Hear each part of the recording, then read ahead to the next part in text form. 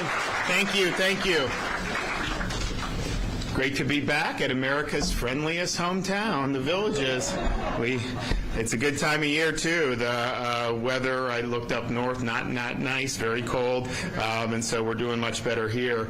I also want to, before I go, we have with us Megan Garcia and her husband, and she's going to share her story after I make some of my remarks. And so, there's a lot that goes on in the world. There's different things that people follow, but maybe the most significant change that's currently being done, not just in America, but really around the world, is this rise of artificial intelligence. And there are some people that say, the right policy is to just give big tech whatever they want, subsidize it, and all this stuff, and somehow that's going to lead us to some happy place. I reject that. I know that that's not accurate, and I know that's not in the best interest of either the state of Florida or the United States of America. And so you do have this strain of thinking, which I think I call it AI exceptionalism, as if this is going to be something where,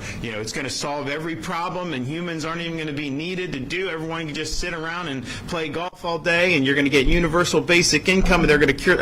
And it's no. First of all, that's not likely to happen. And second of all, I think it raises huge concerns. And so I am, not an AI exceptionalist. I'm an individual and human exceptionalist. I think new technologies have to be developed in a way that aligns with American values. Things like self-government, free speech, having a healthy labor force, federalism and the rights of states, and the creation and maintenance of strong families. You want technologies that enhance our way of life, not supplant our way of life. And we will never, ever be able to credibly shed ourselves of our responsibility to think for ourselves. We cannot turn it all over to machines and think it's all going to work out great in the end. And so as you look at this, this is just a fundamentally true observation. Right now, we're being told that you have a handful of companies that are just going to do all this and somehow that's going to make things good. And this is just true. The incentives of big tech are not the same as what's in the interest of the people and the public. The incentives of big tech is to maximize profits off of this. They're spending a lot of money on creating data centers, and I'm going to talk about that in a minute. They're doing that, and the whole reason they're doing it is to get a return on the investment. So they're going to guide the technologies in a direction that is going to be the most likely to monetize returns. So if there's ways technologies would be more beneficial for humanity, but it would lose money, versus some that could be destructive but will make them a lot of money, they are going to choose the money. And honestly, they're duty bound as public companies, which most of them are, to maximize shareholder value. So the incentives are not aligned. And I bring this up because, there was a proposal in the U.S. Congress to impose a 10-year moratorium on any state regulation of artificial intelligence. And you'll hear from Megan in a minute about some of the things we're looking to do to protect children. But that is basically saying, let the handful of tech companies, let them drive the train, and we're just along for the ride. And that was stripped out of a bill, 99-1 in the U.S. Senate. They're talking about jamming it into the defense authorization bill. I got to think a lot of these congressmen and senators are very concerned about that because it'd be an incredibly unpopular thing to be able to do. So it's basically an AI amnesty for some of the wealthiest companies in the history of humanity, the wealthiest companies in the history of humanity. And that would basically take away the rights of states to be able to do things to protect the people that are here, because there's so many implications for what they're doing with respect to artificial intelligence that states like Florida not only have a right, we have a responsibility to make sure that we're creating sufficient guardrails so that this stuff isn't hurting our kids, our families, our businesses, and our senior citizens. And this is why doing that moratorium I've been very public about it. It's just a total non-starter. And they'll tell you, well, California is going to do all crazy stuff. Okay, so yeah, they do crazy stuff all the time. So you're going to strip Florida of a right to be able to do? How does that make any sense in terms of what they're doing? So that's the first thing. The incentives are just not aligned. Second, you'll see, well, you need a moratorium. You need that. We've got to beat China in AI. And, on some of it, like I'm a China hawk, like I would do, a lot to be able to blunt China's rise, both economically and militarily and politically. All these things I think are important. But if you were choosing a handful of companies to lead the charge against China, the big tech companies would be the last ones you want to do. They're not trying to beat China. They want to sell to China. Are you kidding me? All these companies have made a lot of money in China, and many of them want to make a lot more money in China. So that doesn't wash because their behavior and their incentives are not to somehow beat China. Now, it'd be one thing if you're saying we're gonna underwrite DoD research in our military to be able to stay ahead on weapons and all those things. Great, I'm all for that. I think that would be something good. But just saying that not having states be involved, let the companies do kind of what they want, that's going to lead to beating China. That's just not true. It's in their interest to do business with China. It's their interest to sell things and applications to China. So when you hear that, it reminds me of COVID, honestly, where you just hear these phrases that are just thrown out. Oh, this, that, the other thing. So I don't know that there's a lot of sense behind that. If you're talking about like a Manhattan Project about how we're going to be militarily superior to China, fine. Tell us how you're doing that. Tell us how that's going to be done within the context. But creating, some type of chat bot that's going to do and you're going to hear from Megan, that's not beating China. It's interesting. TikTok, it's a Chinese app, right? TikTok in China is much different than it is in the United States. The negatives that we see with kids within the United States, China doesn't allow that to happen to their kids. So China's not in a race to do AI slop. That is not what they're trying to do. So yeah, let's talk about how can you do more technological innovation for defense, for medical research, for all those things. Great. But so much of this is the consumer facing, and that's really how they're going to try to monetize it, and that's what's going to end up having the biggest impact on society. You also have a situation of you're essentially arguing both at the federal level and some of the other states have tried to do things to subsidize the growth of artificial intelligence with special privileges, because a 10-year moratorium, when you have different types of tax, some people, these data centers I'll talk about, they build it, and so, there's people that got to build it, so that's an economic impact. But once it's built, it's like 10 jobs, and they usually bring in foreigners for those jobs. And so it's like from a community perspective, the impact at that point is very, very little. And so, you have this situation where some people are like, well, but they're big landowners, they're going to pay, a lot of tax, but then they give them property tax rebates, so they don't pay that either. So the point is you've seen a lot of unnatural policy, seeking and achieving unnatural policy. It's not purely market driven. And so the question is, why would you want to put thumb on the scale here or there? First of all, that's typically not how you would do when you're talking about market economics. But in particular with artificial intelligence, one of the selling points of people who really are gung-ho about artificial intelligence is that it's going to cause a lot of job losses in the economy because they're going to be able to automate more and more things, and so you're not going to see as many people get hired out of college. You'll see if we're in a recession, you're not going to see any of those jobs come back. And I'm just thinking to myself, why would we want to subsidize that outcome that is going to potentially cause harm? And here's the thing, new technologies sometimes displace jobs, but sometimes they can open up other opportunities. And I think that that's true, but I think the interesting thing with AI is some of the proponents, they're almost gleeful that you're going to have fewer people employed. They're not even promising that there's all of a sudden going to be more. So again, I think that there's technology that can enhance a worker's productivity, enhance a business's efficiency in ways that would be valuable, but I also think that there are some who view it as a way to simply be able to have less people employed. And so you would not want to put your thumb on the scale to be able to do that. The other thing is there's nothing new under the sun. We see different technologies emerge, but underlying all this is the same insight the founding fathers had when they founded the United States of America. Human nature is flawed.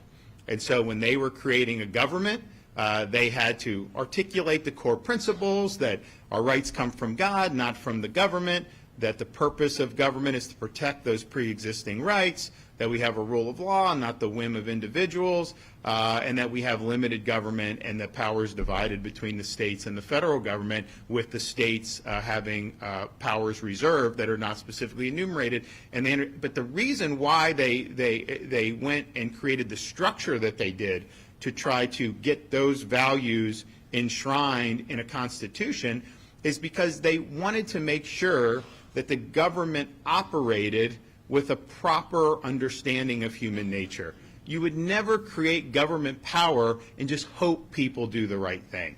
They expected people to not do the right thing. They wanted to channel it in a way so that people had the incentives to be able to govern in a way in a very complicated system where there's conflicting checks and balances that would ultimately be able to lead to at least not terrible outcomes, because they were very suspicious of government. But they were not just going to say that, yes, we'll just elect a bunch of angels into the government and everything's going to be hunky-dory. No. They said if men were angels, you wouldn't need a government. If angels govern the rest of the people, then you wouldn't need any restraint on government or internal control. But that's not the world we live in.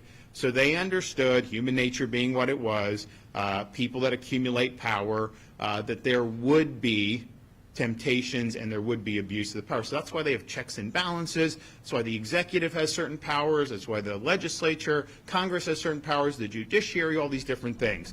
So when you're talking about AI, these are massive companies. In some respects, they have more power than governments in certain avenues of this. But there is nothing new about human nature. The founders would not have conceived of any of these social media, chat bots, none of that. But at the same time, human nature being what it is, you're going to have the same dangers of power being abused. It's just in a different sphere. It's just got different wrapping paper, but the underlying principles are the same. And so if you think about when you type in something on one of these LLMs, these learned language models, you ask them a question. First of all, a lot of the answers are inaccurate. Let's just be clear. A lot of the quotes can be fabricated, and you wonder how that's happening. And I told a story. I'm a Tampa Bay Bucks fan, right? We live in Tallahassee, so we're out of the Tampa Bay market, and it was Bucks Patriots a few weeks ago, and I'm like, oh man, the whole family's ready, right? And I go. And it was the national game, it was Jim Nantz, Romo were doing it. But then they had the Jaguars and Texans on in Tallahassee. So I go to Grok and I say, hey, how do I watch it? They're just on your local CBS. And I'm like, no, it's not. And they're like, oh, well, you got to sign up for Paramount Plus. So I signed up for Paramount Plus. NFL Sunday.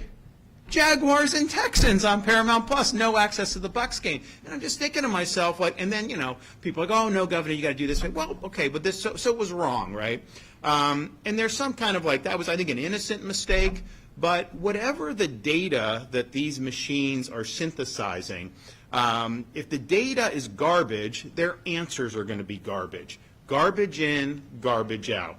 So you are going to have a situation where you have a handful of these LLMs.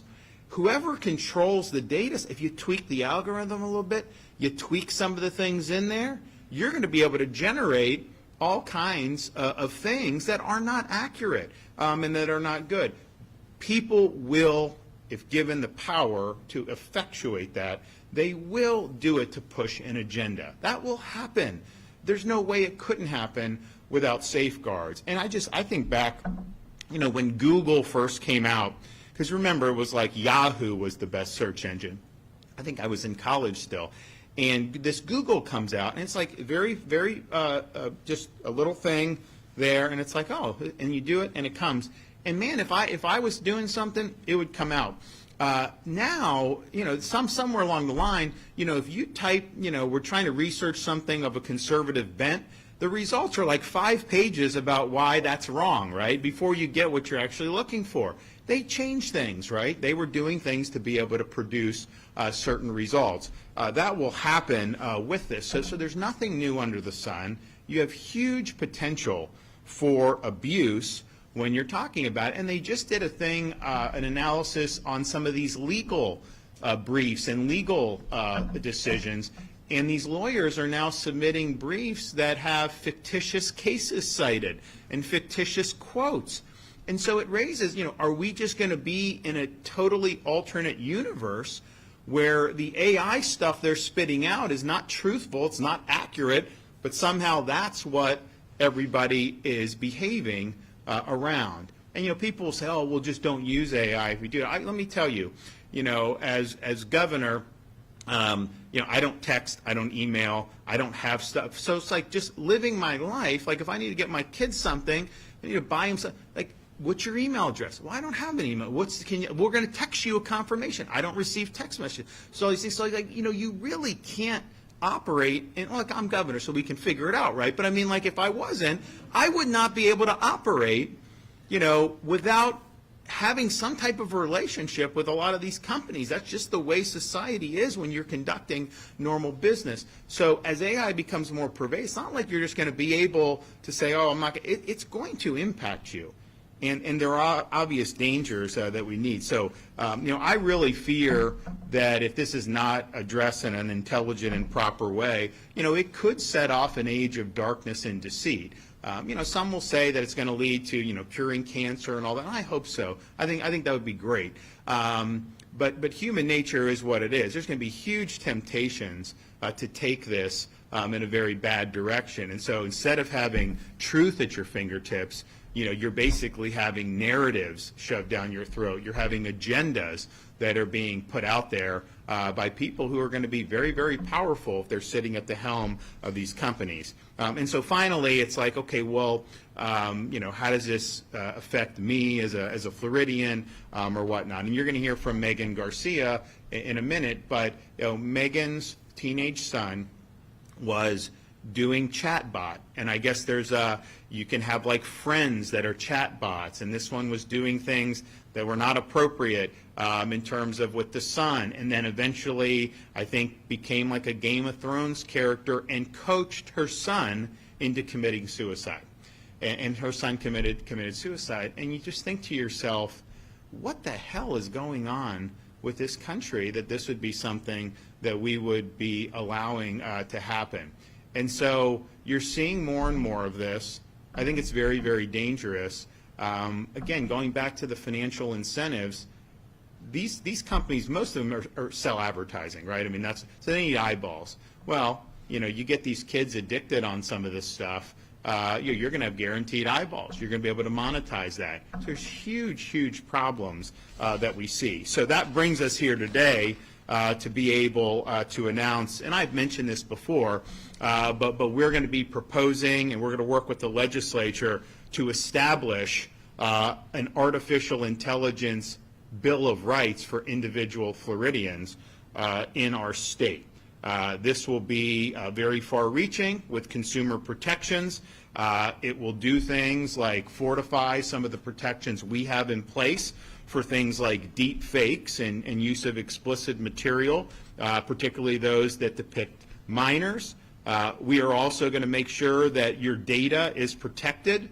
We're not going to allow any state or local government agency to utilize Chinese-created AI tools when they're doing data here in the state of Florida. And I know that there's some senators who are working on that. We're going to protect consumers and individuals from having your name, image, and likeness weaponized in a way that can do you harm. And we have a legal framework in place already with some of our statutes about fraud and different things with parts of political ads. But they can take you now, and they can put words in your mouth in ways that may be detrimental to you. I mean, certainly you're going to see it in politics a lot, because they're going to put commercials with people saying things that they never actually said. And the one thing you learn about in politics is when you do, you see these ads, if someone runs an ad and says, John Smith is a dirtbag and this and this and that, I'm not saying it doesn't have an effect, but I think voters just look at that like typical. But if you have an ad in this guy's own words where he's proving to you that he's a dirt, then that really does matter, right? Because people see that and like, oh, I don't like that guy, right? Why did he say that? Why does he believe that? So there's definitely going to be, an incentive to want to do that. But even in business and other things, there's going to be huge possibilities, of abuse. We had fun with it.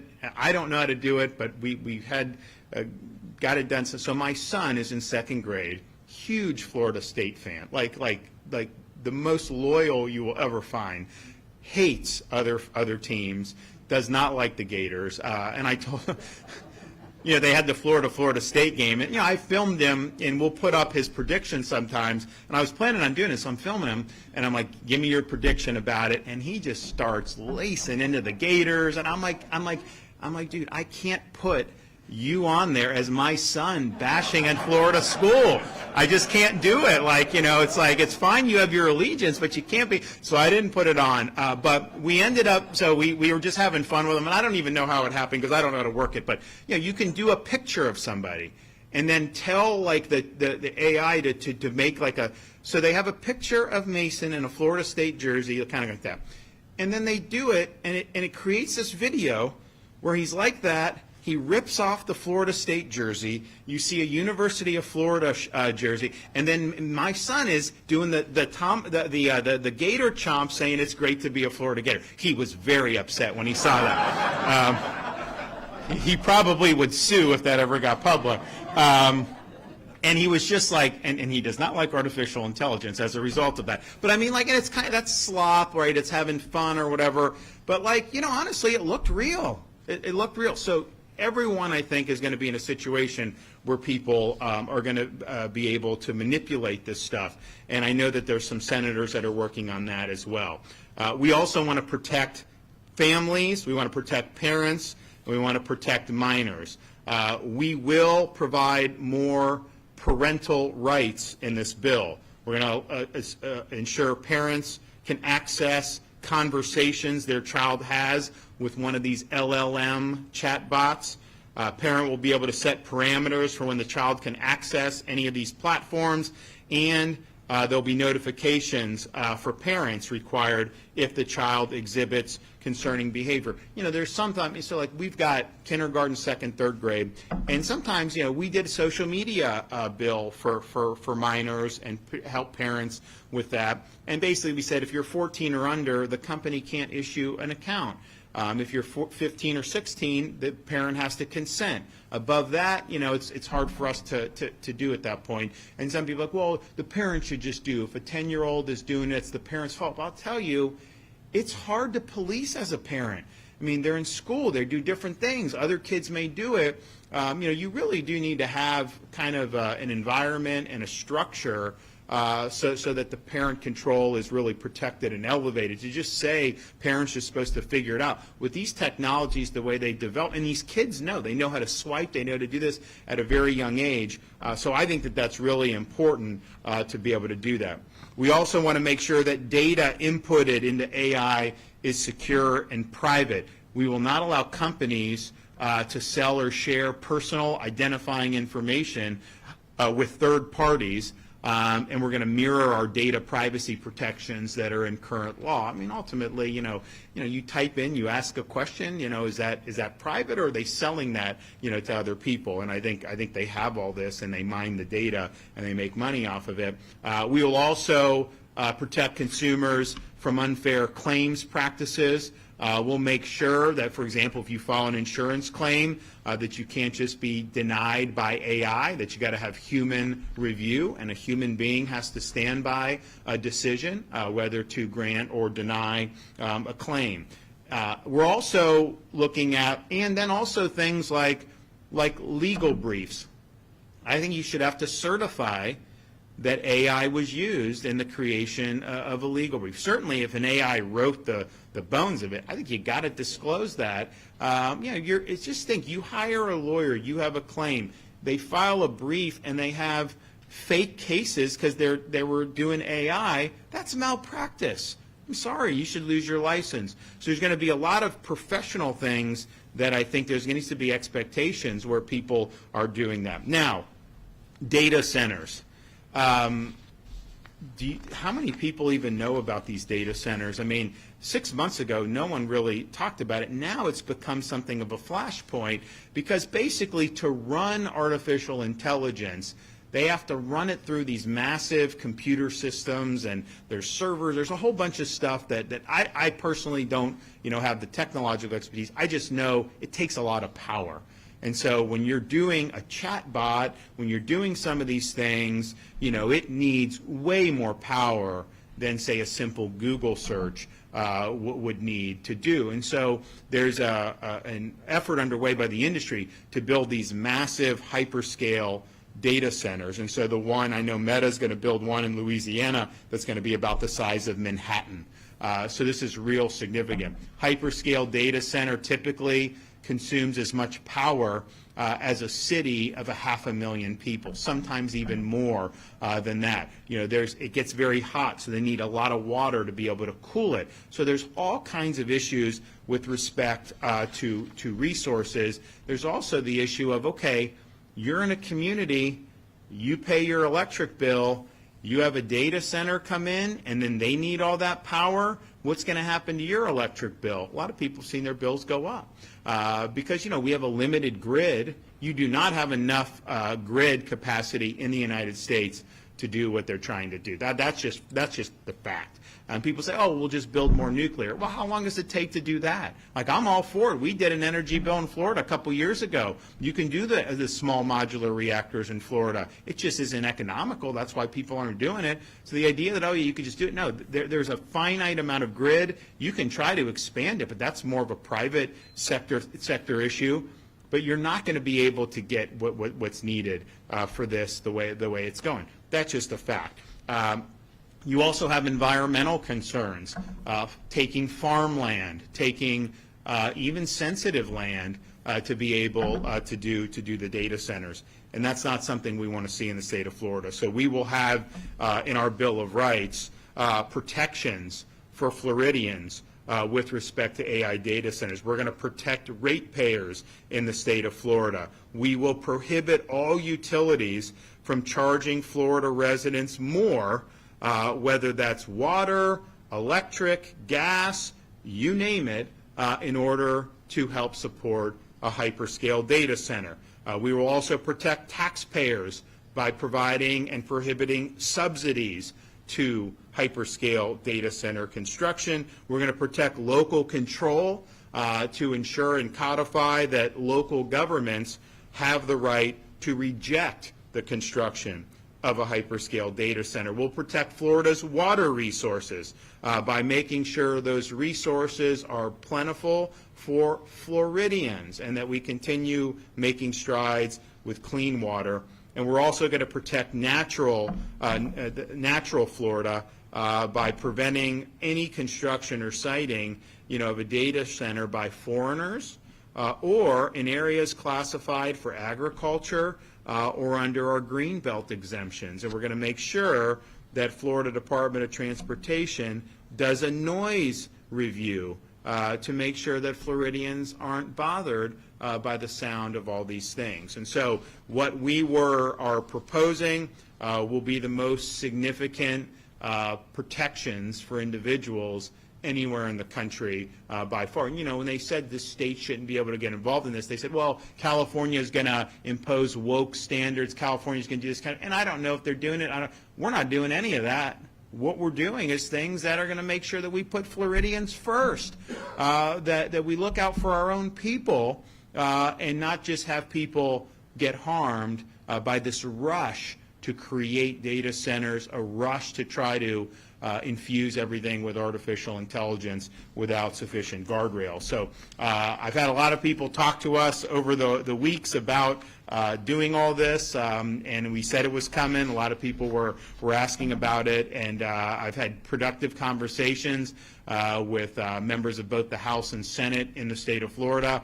You know, I will tell you, what I've noticed is, you know, go back 9 months, you talk about data centers, people didn't know. Talk about AI, it wasn't as, but as more and more information has gotten out, you know, do you want a hyperscale data center in the villages? Yes or no? You know, I think most people would say they don't want it, right?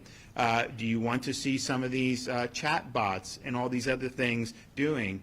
I think most people say, you know, it's likely to be harmful. So what we're doing, and we're going to be very nimble about this because it's a rapidly developing technology, but I think back, you go back 10, 15, 20 years, whenever it would have been appropriate, there was a view on social media and some of this stuff to just, hey, you know, it's fine, you know, it is what it is. But yeah, we've seen a lot of damage to kids with social media.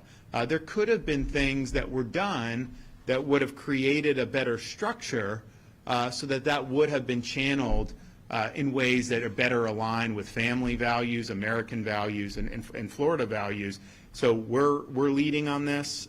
We think this is going to be good. There'll be a lot of debate about these things, obviously, you know, as we go forward. But Floridians, I think, are going to want you to be clear. You know, are you standing up for us or not? And we're standing up for you with these proposals. And so I want to bring up Megan Garcia to be able to.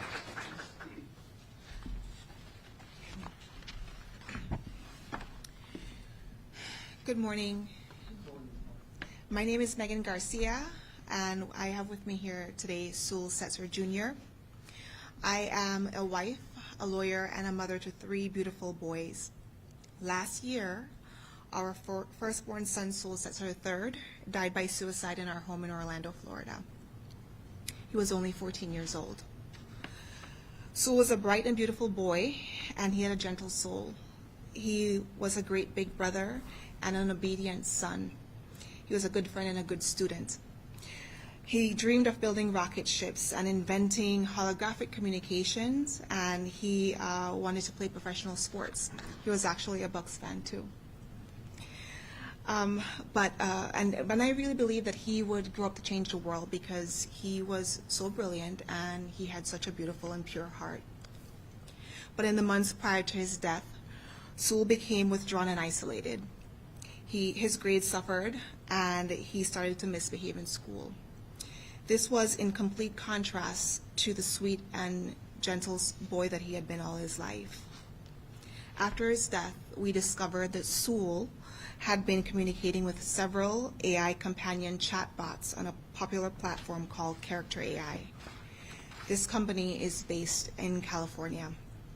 This emerging technology provides a selection of companion chatbots or characters for users to interact with. One of these chatbots initiated a romantic and sexual conversations with Sewell over several months. It manipulated him and it sexually groomed him. On the day he took his life, his last interactions weren't with his mother or father, but they were with this AI chatbot on Character AI. This chatbot encouraged Sewell for months to find a way to come home and made promise that it would be waiting in some fictional world. These AI chatbots were programmed and designed to engage in sexual role play, to pretend to be romantic partners, and even pretend to be licensed therapists. I have reviewed hundreds of messages between our son and various Character AI chatbots, and as an adult, I can see that these messages were littered with gaslighting and love bombing. But our child was only 14. I don't think that he would have been able to make that distinction. What I read was sexual grooming of a child, and if an adult had engaged in this behavior, that adult would be in jail. But because it's a chatbot and not a person, there's no criminal culpability, but there should be. Other conversations reveal that our son told various chatbots that he wanted to die by suicide. He told those chatbots explicitly, but there weren't any mechanisms to protect him, no mechanisms to alert his parents. Instead, it urged him to come home. It is unacceptable that a product exists where a child or anyone can talk about suicide or plan their own suicide. But because there are no laws requiring these guardrails, companies like Character AI are able to launch dangerous, untested products like these. The reality is there are many of these products out there. Meta, OpenAI, Google, they all have similar dangerous chatbots. All of these companies have been in an AI race, not to beat China, but to capture market share and to maximize their own profits. We have seen this kind of reckless disregard for the lives of our children before. We have seen how Meta, Snapchat, TikTok, and other social media companies have launched dangerous products that harm children and destroy families, all for the sake of profit. We have watched for 3 years while Congress has failed to pass regulation to prevent companies from harming our kids and to prevent companies from harvesting the data of our children. But you know who has passed laws to protect children? Florida. Florida has passed laws. Now, once again, Florida will lead the country to protect our children in this era of AI. Children need this protection because it is clear that these companies who are developing and deploying AI chatbots are more interested in profits than the safety of our kids. Big tech cannot be trusted with self-governing, and big tech cannot be trusted with our children.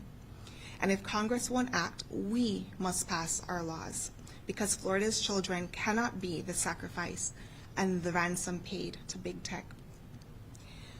On behalf of myself and Soul's dad, we want to thank Governor DeSantis for being a leader on AI policy and announcing these very important policy initiatives today.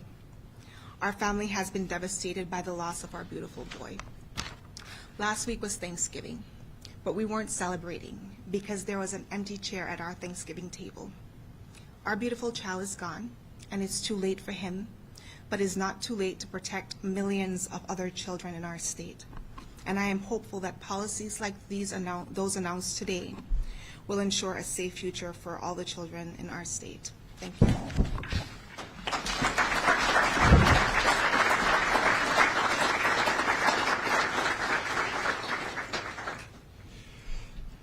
Well, if that doesn't move you, I don't know what will. So one, I mean, again, we want to express our sympathy to Megan and Sewell, but thank you for your courage.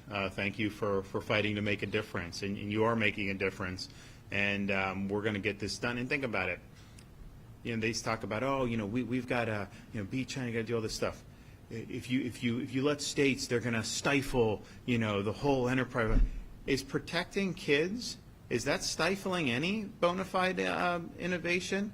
I mean, do we want to have innovation in sexually grooming chatbots? No, I'd toss the whole damn thing out if I could do it. I mean, so a lot of this stuff is red herring. What we outlined today, and look, they should be, I mean, I know they're trying to, but like there should be easy civil lawsuit for situations like this. There should be, and we're not going to allow any of these AI to hold themselves out as any type of licensed professional.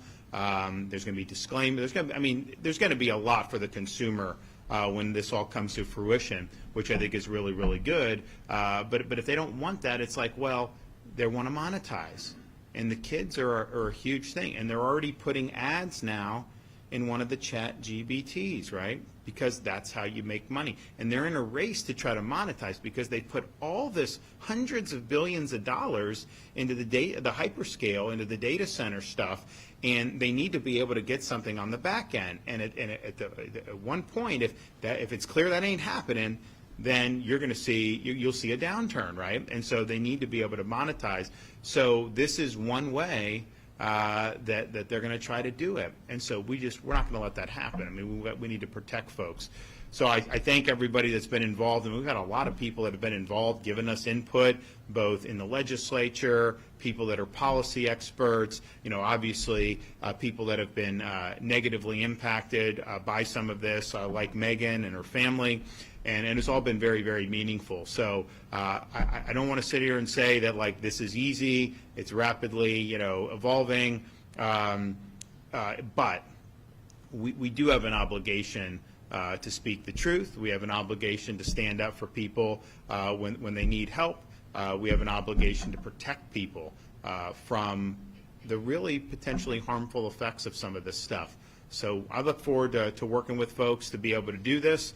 I don't think you're going to see too many people, outside of maybe a handful of those companies that are going to be objecting to the things that I outlined here. I don't know. Is there anyone in this room that thinks like that it's good to have the chat bots that Megan's son was interacting with? Is that the type of society that we want? Is there anyone in this room that's going to volunteer to pay more in their utility bills to put a hyperscale data center in the middle of the villages? I haven't seen any hands. Anybody? No? Okay. No takers. So, this is going to be something that people are going to be supportive of. I'm confident of that. And it's interesting. Some of these things, this is not partisan stuff. Like this, it doesn't matter if you're a Republican or a Democrat. I don't think anyone would want to see the stuff that's happened, particularly to Megan and her family. So I thank everyone. Okay, do we have any questions back there? To be clear, the measures you're talking about, that would be the legislature would be passing these measures, correct? These are legislative proposals. And if so, have you been in contact with any legislators? Yeah, we've worked with a number of senators. We worked with some House members. I personally had discussions with President Ben Albritton in the Florida Senate, leader of the Florida Senate. So, and here's the thing, folks, as they see, this becomes something that is sensitive to people, and they want to see that you're on the right side of this stuff. They just tried to do, they wanted to do this data center in Pennsylvania, like rural area.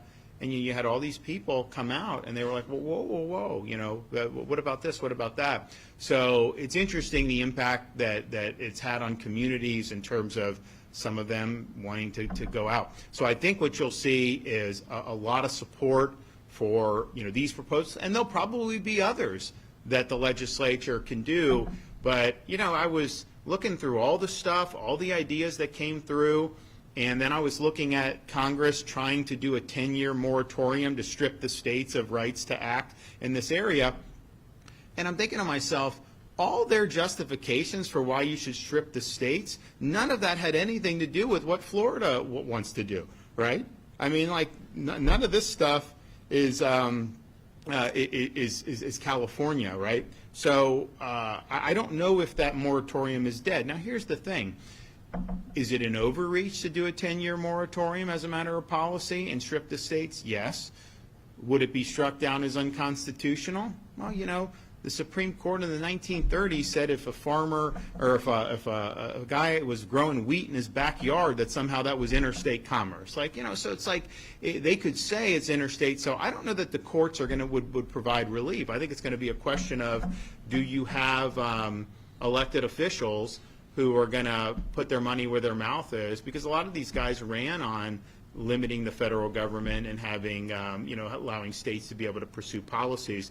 And there is a time for preemption from federal, for sure, because there is. Because, I mean, there may be, certain things in, a specific industry where it screws up the entire market. That does happen. So I'm not saying you can never do that.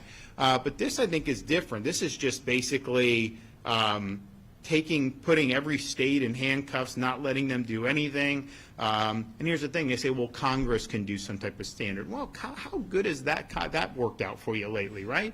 I mean, come on. So I think as a Florida, and I'm not just saying it because I'm governor, but if you ask most Florida residents, would you support a Florida approach, or would you want Congress to do it? I think most people would rather have it done here in the state of Florida, and so that's what we're going to be looking to do, and I think it's going to go well. All right, thanks everybody. God bless you. Thank